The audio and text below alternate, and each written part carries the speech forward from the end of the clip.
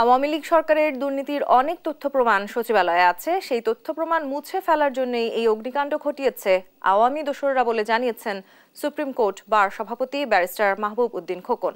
বৃহস্পতিবার supreme court আইনজীবী সমিতির সভাপতি কক্ষে বিচারপতি নিয়োগের নীতিমালা নিয়ে বাংলাদেশ জুডিশিয়াল সার্ভিস অ্যাসোসিয়েশনের প্রতিবাদ ও দাবি নিয়ে প্রতিক্রিয়া জানানোর সময় এসব কথা বলেন তিনি। এই অগ্নিকাণ্ডের ঘটনার সাথে জড়িত দোষীদের খুঁজে বের করে আইনের আওতায় এনে যোগ্য শাস্তির ব্যবস্থা করার দাবিও জানান তিনি।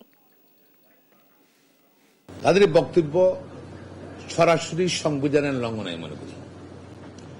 সংবিধানের প্রতি আস্থাহীনতা,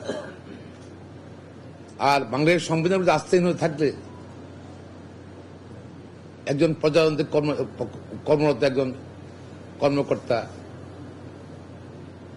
তার পরিণতি কি হওয়া উচিত।